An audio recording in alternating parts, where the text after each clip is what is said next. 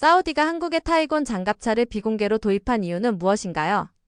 이 사우디아라비아 군사력을 들여다보면은 상당히 좀 비공개가 많더라고요. 걸프전 이래로 비공개, 장비를 공개를 안 하려고 노력하더라고요. 그러다 보니까 대표적으로 이제 사우디아라비아 공군의 해외 연합훈련을 이제 좀 가는 편인데, 그게 이제 튀르키예 쪽이나 그리스, 그 다음에 이제 나토 지역에 가긴 해요. 그쪽이 가깝긴 하기 때문에. 나름대로 이제 정식의 뭐 동맹국이 아니더라도 영국제 무기를 이제 전투기를 사용한다든지 타이푼, 유로파이터 타이푼이라든지 옛날부터 그런 면에서는 이제 연합훈련을 참가하는데, 그때 말고는 사우디아라비아 공군의 뭐 전투기를 볼 수가 없고 사진 찍을 기회가 없어요. 그러니까 그 정도로 노출되는 걸 꺼리고, 그러니까 뭐 쉽게 얘기해서 보안에 신경을 많이 쓴다고 봐야 되겠죠. 그래서 그 전통이 아주 오래됐고, 나라의 흐름 자체가 뭐 이제 사회는 이제 일부 이제 개방된 것도 있지만은 뭐 새로운 체제에 이제 맞춰서 국왕이 바뀌면서, 근데 전반적으로 아직도 좀 보수적이고 공개를 안 한다. 그리고 이제 우리가 일반적으로 사우디아라비아가 탄도탄이 없을 거라 생각을 이제 할 수 있는데, 1991년도 걸프전 끝난 이후로 중국에서 중거리 탄도탄을 도입을 해서 보유를 하고 있었어요. 근데 그게 30년이 지났기 때문에 노후화돼서 이제 폐기됐을 가능성은 있는데, 근데 그것도 정식의 어떤 그 밀리터리 밸런스라든지 이런 곳에 이제 나오지를 않아요. 그러니까 일반 그 군사력 그 현황에 대해 소개할 때 그 정도로 이제 비공개가 이제 꾸준히 유지가 되고 있고, 앞서 말씀드린 대로 사우디아라비아 공군의 어떤 전투기도 쉽게 볼 수 없다. 특별한 뭐 연합훈련 아니고서는 그 정도고, 그러다 보니까 이제 우리 타이건 이 장갑차, 차량용 장갑차를 도입해놓고도 그냥 하던 대로 이제 공개를 이제 안 하는 거죠. 그 주변국에 어떤 그것을 군사력의 어떤 규모를 알리고 싶지 않다는 의미도 있죠. 특히 이제 그게 이란이 이제 재래식 무기 중에서 어떤 지상군 그 차량들, 전차, 장갑차들이 꽤 많은 편이니까 온갖 잡다한 차량들을 가지고 있기 때문에 이제 거기에 대응해서 보여주고 싶지 않은 것도 있을 거고. 그래서 타이건이 이제 비공개로 이제 이게 수출이 된 걸로 이제 알려지고 있고, 그래서 이제 뭐 어쨌든 간에 이게 뭐 아주 전략적인 무기도 아니고 뭐 그 나라에서 공개를 하든 안 하든 뭐 저는 그게 뭐 중요하지 않다고 보고 있습니다. 이 후속 수출이 대량으로 되냐 안 되냐가 더 관심이 가고 있죠. 왜냐면은 사우디아라비아 육군의 어떤 그 조직이 두 가지로 나눠져 있어요. 정규군이 있으면은 국경 수비대 개념의 이제 또 부대가 있는데, 이 국경 수비대 쪽은 전차를 보유하고 있지 않는 대신 차량용 장갑차가 이제 주력이에요. 근데 이 차량용 장갑차가 주력인데 종류가 예전에 그 스위스제 70년대 후반부터 등장한 이제 모바브 시리즈가 있어요. 그게 이제 미국에 넘어가서 뭐 스트라이커 장갑차도 되고, 그리고 이제 캐나다도 도입을 해서 이름들이 다 달라요. 캐나다는 뭐 LFV 뭐 3라든지 뭐 여러 가지 종류가 이제 이름이 있는데, 그런 측면에서는 이게 상당히 많이 좀 베스트셀러가 된 거죠. 그래서 이거를 다 도입을 했어요. 뭐 캐나다제, 미국제, 스위스제 뭐 이렇게 해서 다 도입을 해서 그게 한 뭐 5종 정도 되는 주력으로 지금 운영을 하고 있죠. 그리고 대신 이제 전차가 없는 대신 화력을 보강하기 위해서 아파치 헬기들이 이제 딱 이렇게 편제가 같이 있고, 그래서 이런 면에서는 이제 사우디아라비아의 이제 국경 수비대 쪽을 이제 앞으로 더 보강을 하지 않을까. 왜냐? 기존에 이제 뭐 스위스 기반의 이런 신형 차량용 장갑차가 주력이라고 하지만은 그 전에 노후된 그 차량용 장갑차가 이제 미국제가 또 있어요. 미국의 수출형이 이제 어떤 게냐 하면은 이제 V150, 뭐 V300, 200 뭐 이런 게 있었어요. 그래서 이거를 91년도 걸프전 기준에서는 그게 주력이었는데, 나중에 이제 세월이 흐르면서 지금 앞서 말씀드린 그 스위스제나 캐나다제, 미국제로 다 이제 주력을 이제 바꾼 거죠. 그런데 남아 있는 거죠. 옛날 게 보유를 하고 있어요. 이거는 이제 운영이나 정비하기가 그렇게 뭐 어려운 분야가 아니기 때문에 유지를 하고 있는데, 그래도 노후화는 이제 이게 세월이 흐르니까 노후화는 또 어떻게 근본적인 노후화는 이제 어떻게 할 수 없으니까 교체를 해야 되고, 그래서 그런 측면에서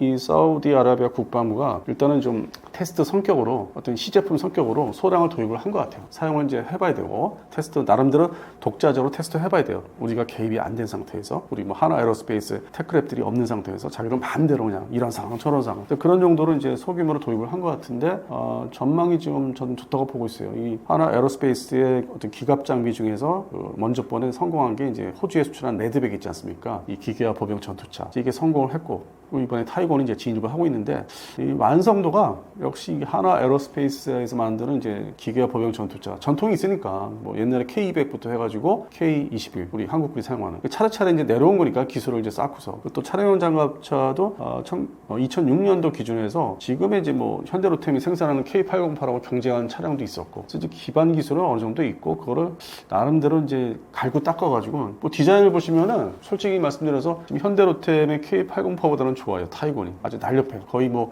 유럽 스타일의 디자인을 비용을 좀 어떻게 가미를 했기 때문에 일단 이 무기라는 건 디자인이 좋아야 돼요. 총부터 시작해서 권총부터 시작해서 전투기까지 디자인이 좋아야만 성능이 또 어떻게 그 맞아 떨어지는 어떤 뭐 그런 게 있어요. 그러다 보니까 타이건이 참 그동안에 국내 한국군에서 K808만 이제 선택해서 만들다 보니까 뭐 다른 여지가 없었죠. 뭐 예를 들어서 해병대가 조금 살 수 있었는데 이제 그건 다 규정이 있고 어떤 규칙이 있으니까 안 되고 결국 수출 상품으로서 이제 혼자 나가서 해야 되는 거예요. 그러다 보니까 이 사우디아라비아가 이제 눈여겨봤었고 성능이 유럽제에 뒤지지 않는다. 유럽제에 뭐 수많은 그 차량용 장갑차들이 있거든요. 거기에 뒤지지 않는다. 일단 외형부터가 디자인부터가 진짜 뒤지지 않게 생겼지 않습니까? 그래서 그런 측면에서 이제 이게 채택이 됐고 또 그들이 바라는 게 성능은 이제 유럽제 뭐 대등하더라도 자기들도 이제 방위산업을 이제 좀 꾸려 나가야 되는데 이 같은 중동 지역 국가 중에서도 하다못해 이집트보다 뭐 좀 경험도 없고 뒤처져 있고 뭐 그런 게 있어요. 이집트는 뭐 1960년대 전투기까지 손을 이제 개발을 이제 하려다가 말았긴 했지만은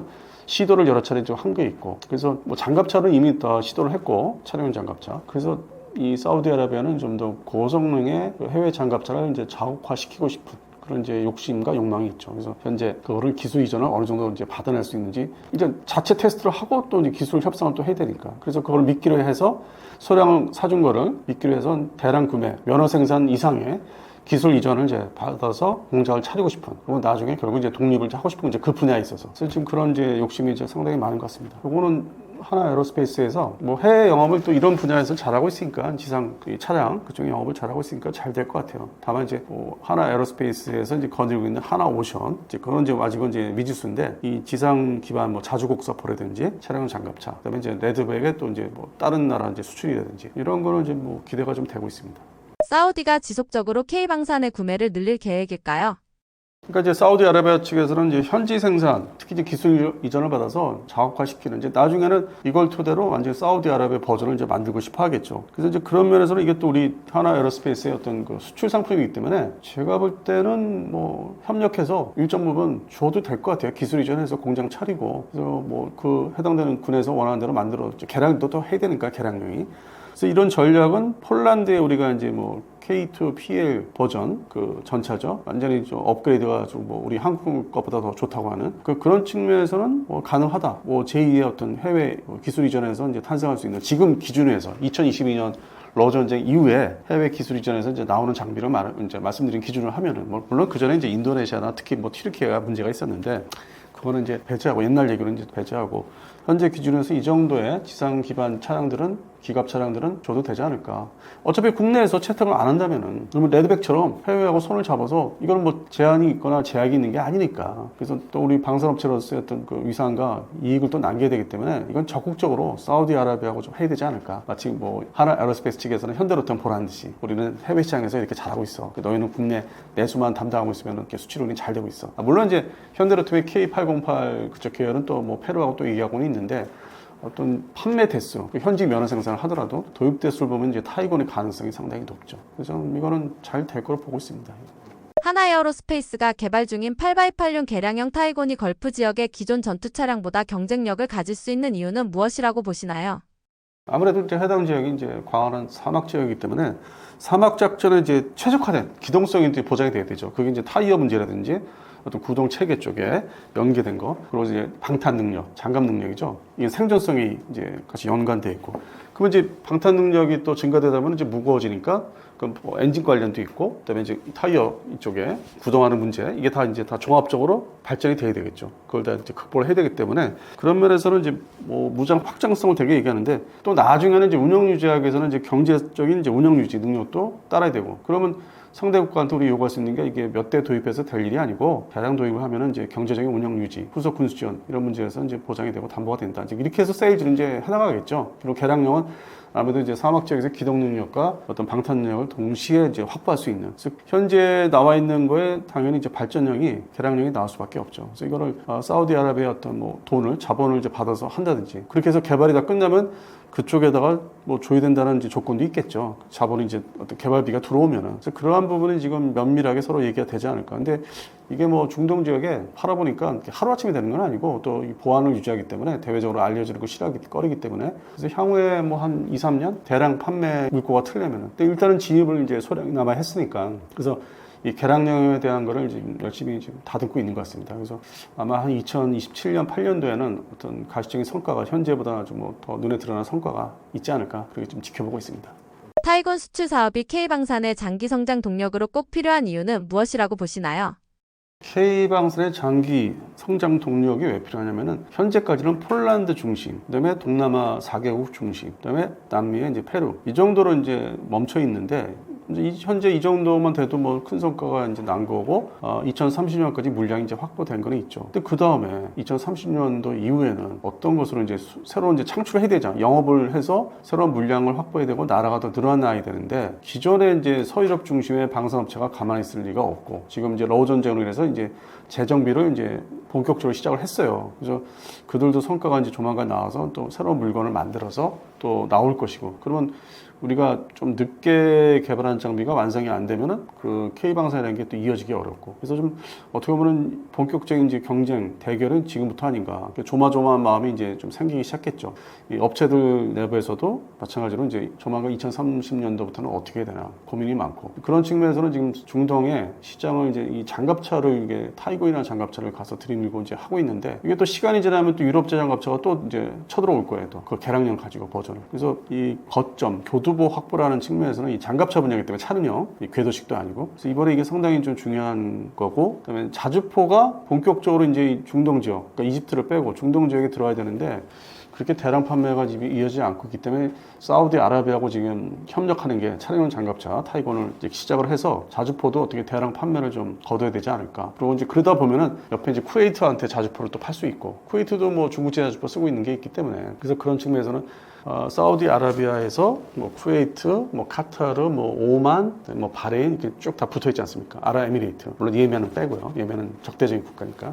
그래서 그런 측면에서는 이 가장 맏형 역할을 하는 사우디아라비아에서 방산 우리가 교두보 확보가 진짜 중요하죠. 그리고 아직 뭐 본격적인 이제 경쟁까지 가지 않았는데 그 수상 전투함, 그다음에 수중 전력인 잠수함도 지금 진행이 되고 있고 교섭이나 이제 협상을 하고 있는 게 그리고 이제 더 나아가서는 이제 그 다음 단계 2028년 이후에는 이제 우리 KF-22의 블록 2나 이제 블록 2 이상인 전투기 물론 이제 블록 3 개념은 스텔스 전투기 때문에 2040년에 이제 완성이 되기 때문에 그 전에 이제 블록 2 가지고 잘 이제 세일즈를 해야 되겠죠. 근데 사우디아라비아도 또 이 지금 블록 2에 대해서 관심이 있어요. 그거를 이제 완성도 무장 투발 능력을 제대로 우리가 확보를 하면은 뭐 장공지 2라든지 한국형 뭐 장거리 공대공 미사일이라든지 이런 게 시기에 잘 맞춰서 등장하면은 뭐 2030년부터 32년도에 좀 더 1년이라도 그 안에서 시간을 단축해서 뭐 2031년도에 개발이 끝난다든지 그래서 이런 게 다 제대로 다 합쳐지면은 항공무기, 그러니까 전투기도 판매가 이제 가능한 거죠. 지금은 이제 지상무기, 그 다음에는 해상 수중, 그리고 최종적으로는 이제 항공무기.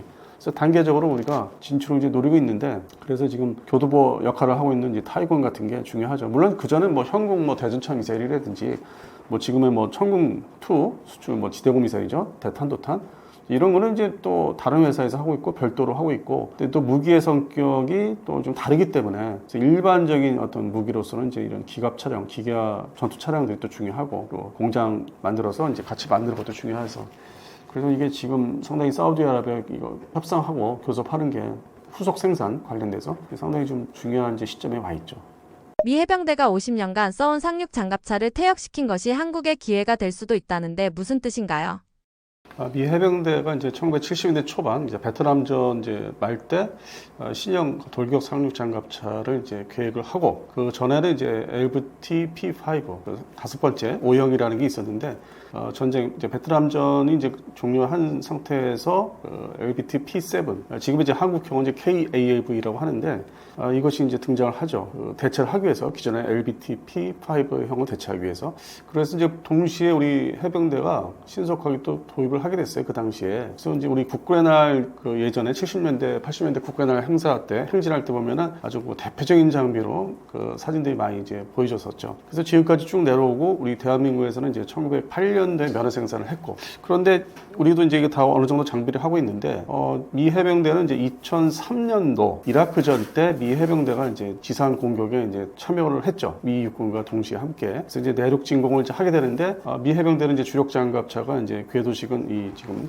AAV, 미국식은 이제 AAV라고 그래요. 이제 원래 이름은 이제 LVTP-7였는데 개량이 돼서 이제 AAV로 바뀌었는데, 이것을 가지고 이제 이라크 바그다드까지 진공을 하면서 여러 가지 이제 문제점이 도출됐죠. 일단 속도 문제라든지 지상 그 돌진하는 속도 문제라든지 아니면 방어력.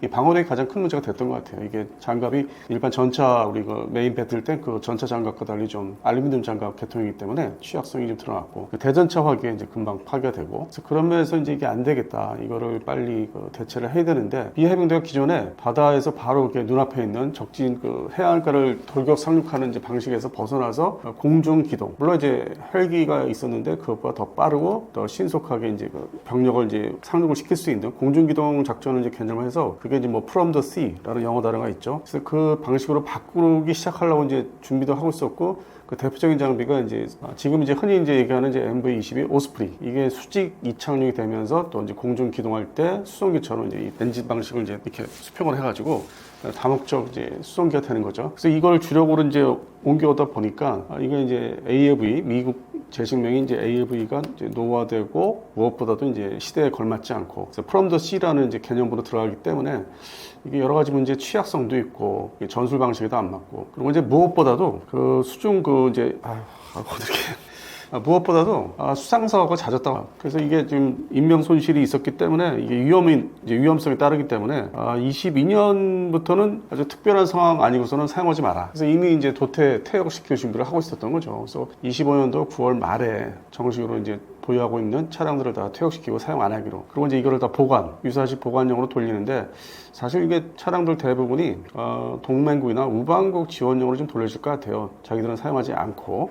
그래서 대표적인 국가가 이제 뭐 필리핀이라든지, 그리고 이제 태국도 있고, 더 나가서는 이제 인도네시아도 이제 좀 줄 가능성이 있어요. 기존에 이제 우리 거를 그 원조 형식으로 우리 걸 가져간 게 있기 때문에 그 버전보다 좀 나중에 생산된 이제 미 해병대 보관용을 이제 좀 원조를 해서 받아서 대체할 가능성이 있고, 그래서 이제 급한 대로 이제 그렇게 해서 방출을 하고, 그리고 이제 나중에는 이제 우리 KAV2 이제 나중에 말씀드리겠지만 이제 그런 걸로 이제 넘어가겠죠, 신형으로. 근데 당장은 이제 미 해병대가 사용 중단을 공식적으로 이제 결정 내렸고, 일부 차량들이 이제 방출이 될 것이다. 시대에게 걸맞지 않고 잦은 수상 사고, 그리고 이 From the Sea라는 이제 작전 개념이 한 20여 년 전부터 준비가 됐고, 지금은 이제 완전하게 정착이 됐기 때문에 더 이상 이게 사용할 가치가 없다. 그래서 퇴역시킨 걸로 알고 있습니다. 기존 KAAV1은 느린 속도와 제한된 기동력으로 지적을 받아왔습니다. KAAV2는 이런 문제를 어떻게 개선했다고 보시나요? 미 해병대가 이게 도태될 준비를 이제 하고 있다는 걸 사실 일찌감치 알고 있었고, 그러면 보통 우리가 이제 해외 수입을 먼저 생각하잖아요. 국내 개발에 시간이 걸리고 이제 뭐 돈이 많이 들어가니까. 처음에 이제 직도입을 이제 이렇게 생각을 합니다. 무기체계 우리 확보를 하는 데 있어서. 근데 그게 여의치 않으면 이제 국내 개발. 대표적인 게 뭐 우리 수리온이라든지 뭐 LH 같은 게 헬기가 있죠. 근데 이제 이런 것도 역시 돌격 상륙 장갑차가 이제 단종이 되고 미 해병대가 개발하던 거를 이제 일찌감치 없애버리고, 그래서 그러다 보니까 우리는 따로 기획을 해가지고 KAV2라고 해서 이제 등장이 됐고, 현재 뭐 개발 막바지에 지금 와 있습니다. 그리고 이제 2030년대 되면 이제 본격 생산에 돌입해서 기존에 이제 우리 KAV 일형이죠. 그러니까 미국에서는 이제 AAV라고 하는 그걸 대체하게 되고, 그리고 이제 이게 무엇보다도 또 이 한국 지형에 맞게, 한국의 이제 뭐 상륙 지점에 맞게 개량을 이제 해야 되기 때문에 발전시키는 거죠. 그 성능에 대해서. 그래서 이제 수상 속도가 이제 2배 정도, 약 2배. 그러니까 기존에 KAV가 뭐 13.6km 최대 속도가 시속. 그렇다면 그거에 최소 이제 2배나 3배까지 늘려야 되는 어떤 생존성 문제가 또 있기 때문에, 그리고 이제 그렇게 해안을 향해서 돌격 상륙을 할 때 집중적인 화력을 또 운영해야 되는데, 기존의 그 KAVA는 12.7mm 터렛 안에 40mm 자동 유탄 기관포가 같이 이렇게 결합이 돼 있었고, 또 얼마 전까지는 이게 사실 사람이 이제 사격을 해야 되는 유인화돼 있었는데, 지금은 이제 무인화로 바뀌었죠, 발전이 돼서. 그래서 그거는 이제 개량이 돼서 향상이 됐는데, 그래도 화력이 사거리가 일단 짧고 해안 돌격할 때까지 좀 원거리에서 좀 어느 정도 좀 타격하고 들어가야 되는데, 그런 측면에서는 이제 단점으로 이제 작용을 했었고, 근접전에서는 이제 뭐 12.7mm 기관총하고 40mm 자동유탄 발사기는 효과는 있는데, 어떻게 보면 또 이 파괴력도 좀 부족한 것도 있고, 그래서 지금 현재 우리 대한민국에서 개발하고 있는 KAV2에는 40mm 기관포, 이게 이제 CTA건이라 가지고 상당히 좀 경량화되고 좀 더 집중 속도가, 발사 속도가 좀 빠르고, 이제 그런 면에서는 이제 신형 기관포가 채택돼서 화력이 보강된 거죠. 그래서 일단 주행 속도, 수상에서의 주행 속도하고 화력, 그리고 이제 파워팩도 이제 다 제대로 이제 들어가고, 그다음에 워터제트. 기존에 이제 프로펠러를 뭐 추진을 했다면 수상에서 워터제트가 이제 본격 도입이 되고, 그리고 실내가 이제 기존 차량보다는 좀 확장이 돼가지고 탑승 해병대 병력이 좀 앉아서 일단은 대기하기가 좀 먼저형보다는 좀 더 이렇게 개선이 된, 실내 잠깐이지만은 그런 측면에서는 상당히 이제 발전이 있었고, 이 모델이 그 사전에 요거를 이제 우리가 처음에 개념을 처음부터 만든 게 아니라 사실은 이제 미 해병대에서 개발하다가 이제 없앴던 차기 상륙 장갑차를 이제 많이 들여다보고 있었죠. 2007년도, 8년도 그 당시에. 그래서 그거를 이제 어떤 좀 착안을 해가지고 그걸 완전히 한국형을 만들자. 그래서 현재 본격 개발이 이루어지고 있고, 다만 이게 이제 수상 주행하는 이제 개념의 기갑 차량이다 보니까 얼마 전에 이제 인명 손실 사고는 좀 있었어요. 그래서 그거를 이제 극복을 하고, 하여튼 뭐 좀 상당히 안타까운 그 상황을 이제 극복을 하고 지금 본격적인 이제 개발을 진행하고 있습니다. 그래서 뭐 앞서 말씀드린 대로 2030년대 초반이면은 양산에 들어갈 수 있는, 그리고 이제 조만간 뭐 한 2026년 내년이죠. 그때 정도 되면은 한 향후 1년 정도 지나면은 이제 좀 시제 차량을 공식적으로 이제 공개하지 않을까. 지금은 모형 위주로 이제 공개를 했었죠. 뭐 개념도 CG, 컴퓨터 그래픽이나. 그래서 이런 면에서는 이제 좀 더 자신감을 갖고 이제 앞으로 나가는 상황입니다. 그래서 제가 볼 때는 이게 미국이 이제 개발을 안 하고 자기들의 어떤 작전 개념, 운영 개념이 바뀌어가지고 포기하는 이제 뭐 무기 체계들이 좀 있었어요, 그동안에. 대표적인 게 그 전에 중고도 샘, M샘이라는 거. 즉 미국은 이제 호크 미사일이 이제 한 50여 년 사용하던 거를 이제 뭐 우리나라도 이제 우리 공군도 퇴역을 시켰는데, 그러한 무기들, 후속 무기를 개발하지 않는 거, 이거는 이제 자체적으로 각국이 알아서 개발해야 되는 거. 동맹국의 각국이. 그 중에 이제 우리나라가 이제 M샘을 좀 일찌감치 러시아 기술 기반으로 다행히도 이제 기술이 있어가지고 입수한 게, 그래서 이제 그 진입한 게 M샘, 중고도 샘이죠. 지금의 천궁 시리즈를 말하는 건데, 이 부분이 이제 잘 이제 개발이 완료됐는데 어떤 그러니까 고고도 이제 좀 더 올라가야 되고, 그다음에 사거리 문제가 있어서 현재 천궁 3까지 지금 이제 진전을 하게 됐죠. 요거는 한국형 진짜 패트리어트 미사일급으로 좀 올리자, 성능을. 그래서 이제 그런 이제 이 미사일 쪽이 있고, 지금 이제 두 번째가 이제 돌격 상륙 장갑차. 이 부분이 이제 아주 독자적으로 개발할 수밖에 없는. 다만 이제 요게 우리나라가 이제 이 동북아시아에서는 사실 첫 번째는 아니에요. 중국이 먼저 이게 좀 대만 침공을 이제 하기 위해서 먼저 개발을 했죠. 그래서 그게 이제 위협이 이제 동북아시아에서 이제 상륙 작전에 사용하기 때문에 위협이 되니까 일본이 또 이제 개발에 나섰고, 그리고 비슷한 시기에 이제 대한민국도 이제 개발에 돌입해서 어느 정도 이제 한 70% 이상의 어떤 성과, 지금 진전도가 있는 거죠. 그래서 조만간 이제 시제 차량이지만 나온다는 거. 그래서 이 동북아 3개국이 공교롭게 이렇게 이제 돌격 상륙 장갑차를 이제 자체적으로 만든다는 거. 미국하고 상관없이 이제 미국은 이제 도태시키는 거고. 그리고 이제 나머지 나라들, 기존에 이제 미국식으로 말하면 이제 AAV7, 그 A1 돌격 상륙 장갑차를 도입한 나라가 뒤늦게 대만, 필리핀은 이제 우리나라 면허 생산품, 우리 하나 에어로스페이스에서 이제 만들어서 판매한 면허 생산하는 거죠, 우리 미국제를. 8대가 들어가 있고, 그리고 이제 뭐 태국은 이제 직수입을 옛날에 이제 했었던 게 있고, 인도네시아는 또 우리 대한민국 해병대가 사용하던 구형 원조 버전이 있어요, 이것도.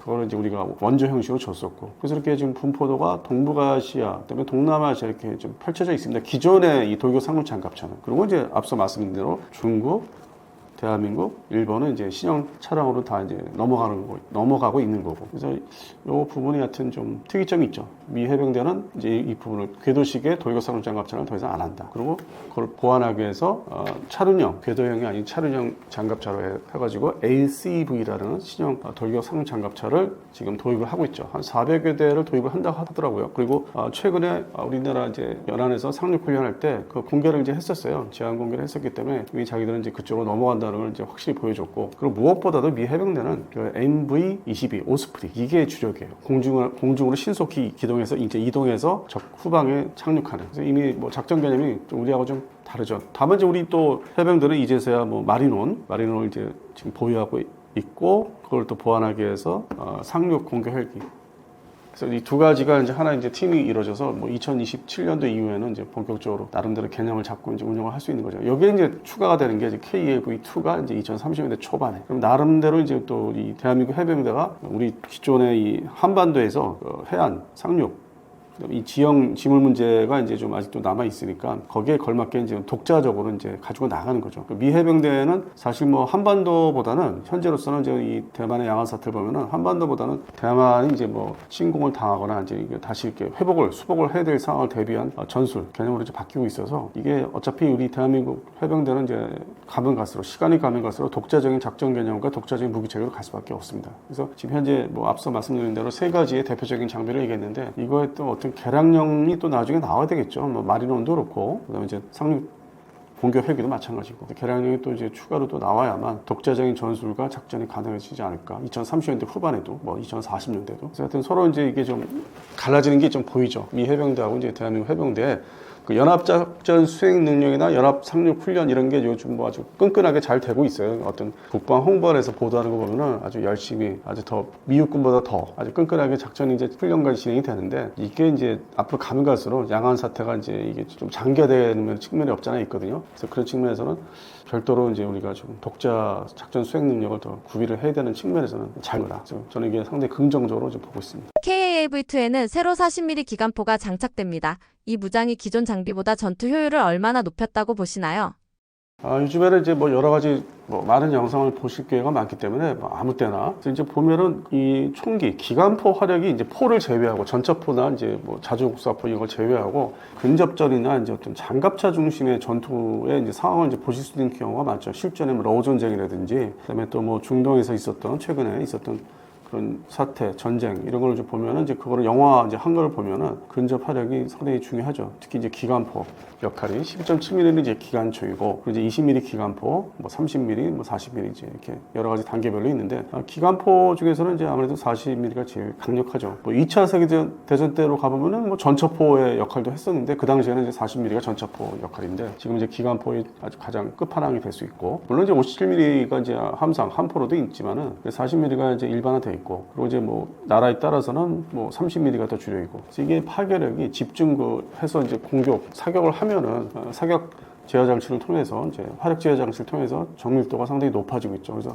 파괴력이 그 제압하는 능력이 상당히 이제 뛰어나죠. 그러면서 아군의 어떤 상륙 작전을 이제 어떤 반복 보장할 수 있고 두 번째는 일단 제압하고 들어가야만 적군의 어떤 그 후반까지 신속하게 들어갈 수 있고 그래서 지금의 우리 지상군의 K-21 기계화 보병 전투차에 동일하게 무엇보다도 또 이제 이 탄약 문제 그거를 상호 이제 호환성이 육군하고 또 이제 해병대하고 이제 동일하게 가져가야만 이 좁은 땅덩어리에서 이제 전쟁 수행을 할 때 대비하거나 수행할 때 탄약의 어떤 공통성이 좀 있어야 되지 않을까 그래서 그런 측면을 더 많이 생각한 것 같아요. 보급 문제도 중요하기 때문에 그래서 지속적인 전투를 유지할 수 있도록 파괴력은 이제 뭐 첫 번째 그 기관포니까 화력 문제고 두 번째는 이제 보급 문제. 그래서 42를 채택한 게 좀 잘 된 거 아닌가. 미 해병대는 이제 전에 한 18년 전에 생각했던 거는 뭐 30mm급으로 이제 생각했는데 이제 그거는 이제 미국의 작전 요구도고 우리하고는 이제 다른 거고 40mm는 또 이제 상황에 따라서 대공 사격도 가능하기 때문에 다목적 기관포로 했을 때 어떤 효용성이 높다. 그리고 기존의 KAV-1형이 워낙 화력이 애매모호했던 게 그걸 완전히 이제 극복하고 이제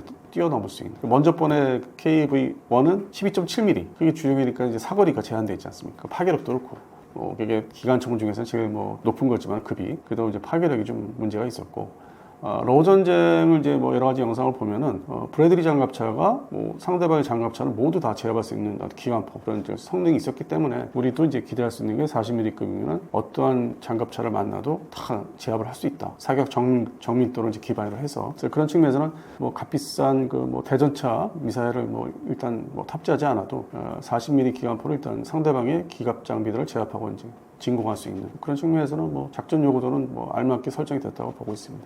KAV-2는 필리핀이나 인도네시아 등 동남아 시장에서도 관심을 받고 있습니다. 이 나라들이 이 장비에 주목하는 이유는 무엇이라고 보시나요? 일단 지금 러우 전쟁을 예를 들면은 그쪽 지역은 1차 세계대전 때도 이제 뭐 그랬지만 그 이후에 참호전 그리고 상당히 뭐 광활한 이제 수평선 규모의 땅 평지가 너무 많아서 이 뭐 산악지대가 아닌 그래서 기존의 육군이 사용하는 이제 기계화 보병 전투차 그다음에 APC 보병 수송 장갑차가 역할이 크죠. 뭐 일부분은 이제 뭐 드론이나 사격 자주국 서프의 사격으로 해서 파괴되지만 살아남는 게 또 작전 그 실력을 발휘하기 때문에 그래서 그쪽 지역은 이제 다 땅이 다 붙어 있는 지역이지 않습니까? 이 나토 지역, 소위 지금 러우 전쟁, 우크라이나 배후에는 이제 폴란드 해가지고 루마니아 해서 다 이게 아주 평지가 많아요. 그래서 그쪽은 지상 육군에 기반에 둔 이제 보병 전투차. 그러니까 그 위주로 이제 상륙 작전은 뭐 거의 뭐 없죠. 그쪽은 이제 뭐 발티해 쪽이 이제 바다 쪽인데, 그래서 상륙 작전보다는 이제 뭐 도하 장비를 사용해서 하여튼 부교를 설치하거나 해서 강을 이제 도섭이나 도하하는 정도고. 근데 반면에 이 아시아, 그것도 이제 동남아시아, 동아시아죠. 넓게 동아시아, 한국을 포함해서 이 동부아시아 보면은 전통적으로 2차 대전 때, 태평양 전쟁 때 다 상륙 작전이었잖아요. 미 해병대가. 그렇게 해가지고 일본 앞에까지, 오키나와까지 이제 다 점령을 다시 재점령을 했었고. 그래서 이게 그런 상황이기 때문에 특화된 지역이기 때문에 기존에 이제 뭐 기계화 보병 전투차는 이제 한반도에서 계속 필요하고 뭐 중국 지역도 그렇겠지만은 이 바다를 끼고 이제 바다가 전부 섬 형태로 되어 있는 나라들은 기본적으로 이 돌격 상륙 장갑차를 구비를 해야 돼요. 그리고 기본적으로 해병대가 또 존재를 하고 있고. 그래서 상대적으로 이제 이 부분에서 관심과 어떤 그 전력 보강을 꾸준히 해야 되는데, 그동안에 이제 이 서방 측의 이 기계화 장비들, 소위 돌격 상륙 장갑차는 사실 AAV, 미국의 이제 AAV죠. 한국의 이제 KAV-1인데, 여기에 머물렀었죠. 발전이 없었고, 진전이 없었고. 그렇다고 해서 이제 뭐, 러시아가 이제 그쪽 부분에 뭐, 개발을 한 것도 아니고, 유럽 지역도 그냥 뭐, 차량용 장갑차 중심으로 이제 했었고, 그래서 이제 이게 특화가 되고, 후속 장비가 없다 보니까 우리나라 이제 KAV2는 이제 수출을 목적도 하고 있고 우리 해병대 이제 먼저 배치를 해야 되겠지만은 중국제보다는 일본제보다는 구입하기 쉽고 상담하기 쉽고 우리도 적극적으로 이제 임하고 있기 때문에 그런 면에서 이제 가장 적당하고, 그리고 기존의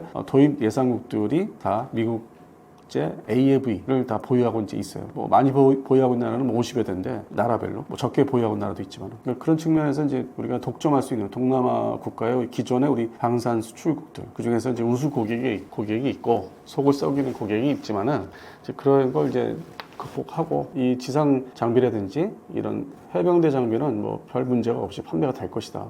하루빨리 완성이 돼야 되는데, 근데 이게 뭐 군사 무기라는 게 특히 기계화 기반의 이 장비라는 게 또 개발 완료하는 시간이 걸리지 않습니까? 그래서 지금은 좀 아쉽더라도 참고 있어야 되고, 그래서 한 2030년도부터는 좀 본격 세일즈를 해야 되지 않을까. 지금은 뭐 그 해당 지역 국가에 뭐 태국이라든지 필리핀, 말레이시아, 인도네시아 이런 나라에 이제 방산 전시회가 있는데 아직은 이제 모형으로만 이제 소개를 하고 있죠. 그래서 실물이 이제 시제 차량이 이제 공개가 돼야 되는데, 뭐 내년부터는 한국에 들어와 있는 이제 무관들, 해당 그 대사관의 무관들을 이제 초청해서 시제 차량들을 좀 보여주면서 세일을 하지 않을까. 이게 또 다른 이제 성과를 얻을 수 있기 때문에 기존에 알려진 이제 기갑 장비와 달리 별도로 새로 이제 K방산의 어떤 품목으로서 이제 들어올 수 있고 포트폴리오로서 그런 측면에서는 상당히 유망하다. 그리고 이거는 사실상 독점적이다. 동남아시아에서는. 물론 이제 이게 대량 판매를 이제 좀 기대를 이제 할 수는 실제 뭐 거기까지는 뭐 좀 더 두고 봐야 되겠고, 대량 판매가 될지 안 될지는. 그리고 기존에